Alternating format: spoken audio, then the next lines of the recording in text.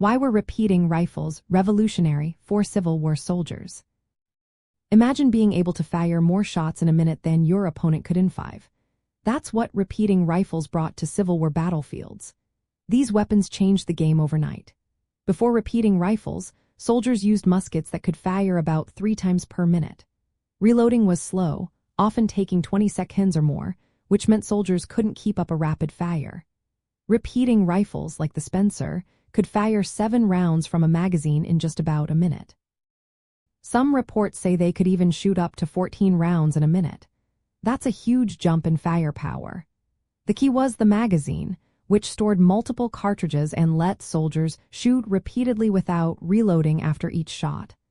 This meant soldiers could lay down a continuous stream of bullets, making it easier to suppress enemy troops and hold positions longer. But these rifles weren't just about firing faster. They also changed how soldiers fought. With more firepower, units could attack more aggressively or defend more effectively. Cavalry units in particular loved the repeaters because they could fire quickly while moving.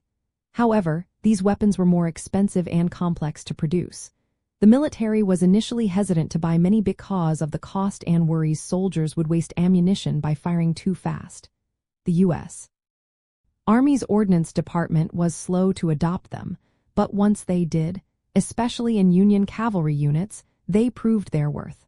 Soldiers with repeating rifles could fire more shots, stay in the fight longer, and gain an advantage over Confederate forces still using traditional muskets.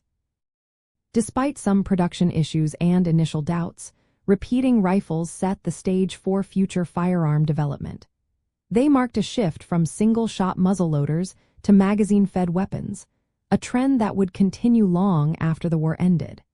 Soldiers with these rifles could keep firing more often, which was especially useful in quick-moving cavalry skirmishes and defensive positions. They were more costly and complicated, so they mainly equipped specialized units rather than the entire army. Still, their impact was clear. They made soldiers more deadly and changed how battles were fought.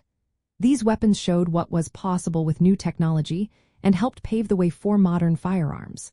In the end, repeating rifles were a major step forward, giving Civil War soldiers a new level of firepower that would influence future wars and weapon designs.